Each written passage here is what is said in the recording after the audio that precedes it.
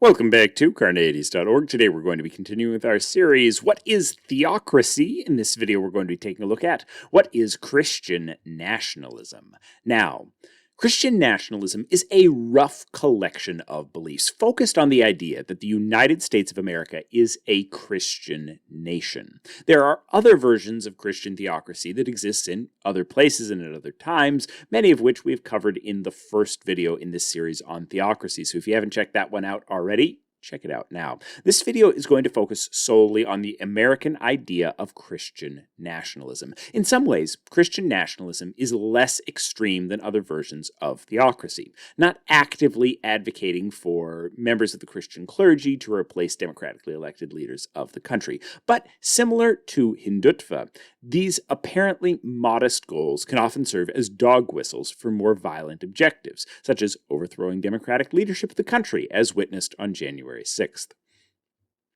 Now, Christian nationalism is a version of communitarian nationalism. Check out our series on nationalism for more on this, as well as the distinction between nations and states. Communitarian nationalism argues for nation-states which are explicitly defined based on ethnic or cultural ties and communities.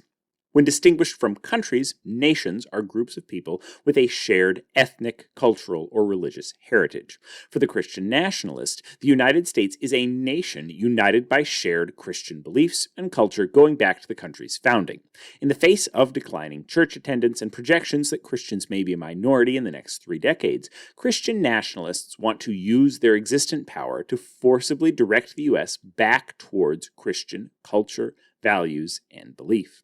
This idea of Christianity is purposefully left vague, both to build support across a range of Christian denominations, and because many Christian nationalists are only somewhat religious and don't necessarily subscribe to any one particular doctrine or set of ideals within Christianity. Rather, they view the general culture of Christianity as essential to the United States.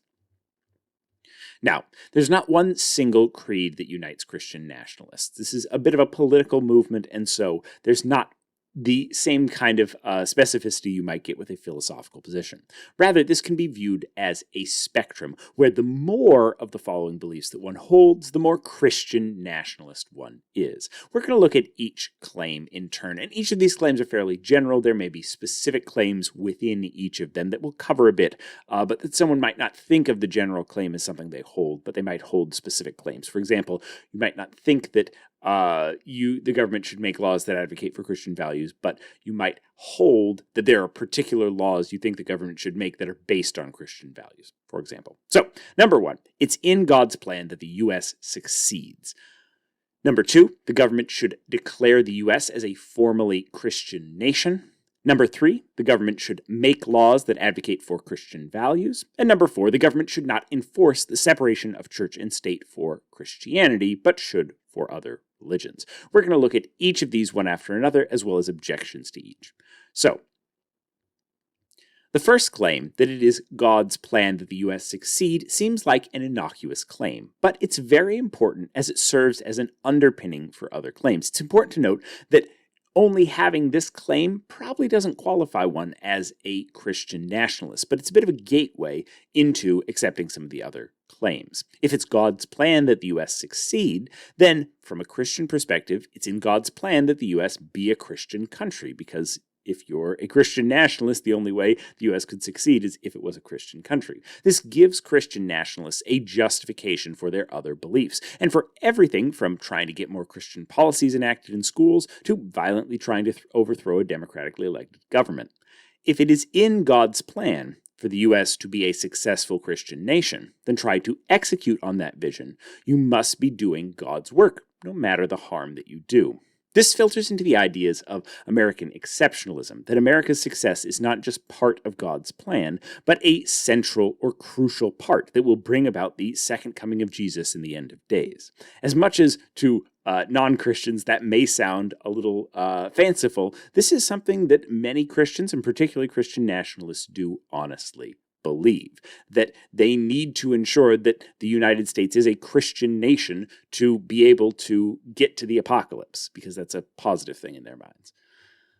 The biggest problem with this claim is that it lacks any real justification. Clearly, it can't have any non-religious justification, as it's about God's plan, and so you can't have non-religious proof of something that's inherently religious.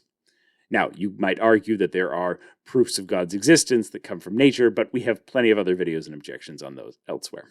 However, it can't have a biblical basis either, as the Bible, of course, predates the US by hundreds of years. Now, something like the Book of Mormon is an exception to this, and it does include explicit reference to some of these ideas. So, setting Mormonism aside for a second, many Christian theologians object to this principle of Christian nationalism on the basis that it has no scriptural support, that Christianity is a global religion for people of all countries, not focused only on the United States. It's important to note that there's a lot of Christians, and particularly Christian theologians, who are deeply opposed to this idea of Christian nationalism for this reason. Not all Christians support Christian nationalism. Of course, anyone that doesn't believe in a Christian God would have no reason to support a claim about something they don't believe in. And so this claim is really hard for Christian nationalists to justify beyond kind of shouting about, oh, you're not a true patriot if you don't believe that the U.S. is part of God's plan. Check out my series on patriotism for more on that. The second claim that the government should declare the U.S. as a Christian country also seems somewhat innocent. Many countries have Christian or Muslim in name, but are largely secular in terms of their actual laws. You look at places like the UK, for example. Even in the US, there are many Christian traditions and legal precedents that do exist despite not officially being a Christian country. Christmas is a federal holiday, we print "In God We Trust" on money, etc., which are practiced even without such a statement. And so there might be a bit of a question of what would it really change if we just called the US a Christian country. This position is often defended based on the idea that the founders of the US were Christian, and many of the cultures and traditions of the US continue to be based on Christian values and traditions, the holidays we celebrate, etc. Now, there are a number of concerns with this idea. First, the US is quickly becoming a non-Christian country, so Christian nationalists using what may be the last vestiges of their power to attempt to force a change after over 200 years of secular democracy seems concerning at best. It raises the question of whether Christians of this ilk truly ever really supported democracy, or only ever supported it because they were in the majority and could therefore use democracy as a weapon to force their views on others. You only really support democracy if you're willing to support democracy win or lose. If you're only supporting it because you're in the majority and so you get to impose your views on others, and then as soon as you're in the minority you say, democracy's for the birds, we need to impose this minority rule, it's a bit of a problem.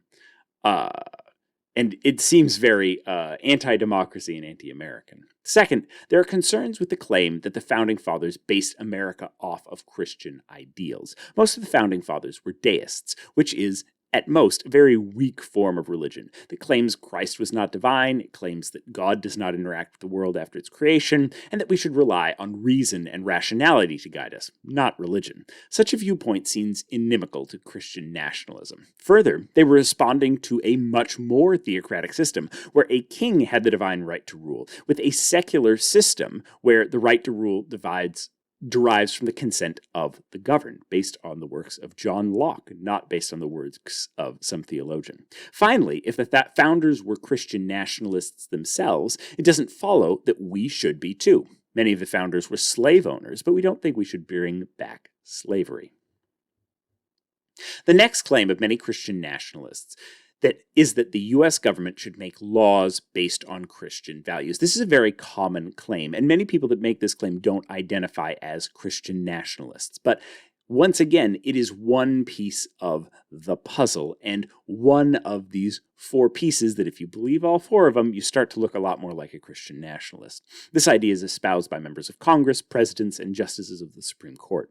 Christian nationalists argue that common law has its basis in Christian principles, and therefore they should get deference when determining new laws. They argue that Christian ethics are the only true ethics, and law should be governed by what is right and wrong, and because they have all the information about what's right and wrong, they get to decide what's right and wrong. They're the ones that should be setting the laws. They argue that culturally Christian ideas are central to U.S. culture, and therefore should serve as the foundation of our law. This type of Christian nationalism can take many forms, including advocating for anti-LGBTQ policies based on Christian dogma, advocating for anti-abortion policies based on religious ideology, or just forcing businesses to close on Sundays. Now, there are a range of objections to this principle. First, the heterogeneity of Christian views makes the idea that you should base law on quote-unquote Christianity capable of justifying just about anything. There are Christian denominations that believe in gay marriage, and there are Christian denominations that oppose it. There are Christian groups that support abortion rights, and there are those that oppose them. The number of vague or contradictory statements in the Bible makes it possible to take nearly any position and claim that it's justified by being based on quote-unquote Christian morals. From a contradiction, anything follows, as we learned in logic. Now, reason or rationality, as the founders intended, makes a more clear and objective framework than some vaguely defined dogma. Second, this makes all laws illegitimate in a certain sense, in a personal sense, to any non-Christians who don't believe in the ethical basis of those laws. If laws are based on the consent of the governed and a democratic process, then people have some investment in it, even when they disagree with those laws. But if laws are based on one specific religious text, people who don't believe in that religious text have no reason to follow those laws because they don't consider that religious text to have any ethical justification. Whereas if our social contract and our social fabric is built on the general consent of the governed, everyone has or should have an investment in working to make that better and working to follow those laws. As non-Christians move towards being a majority in America, it seems strange to base our laws on an archaic dogma that fewer and fewer people believe every day. Third, the idea that Christianity was the precursor to modern law is greatly overstated. The oldest legal code that we're aware of is not the Ten Commandments, but the Sumerian Code of Ur-Hamu.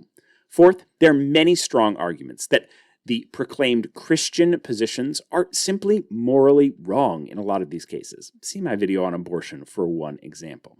This serves not only as a reason to reject Christianity itself, but certainly to reject Christianity as the ethical source for all laws. And this is not even to get into some of the challenges with the ethical theory underpinning this, which is divine command theory, as proposed long ago by Socrates with the Euthyphro dilemma. But we will save those for another video.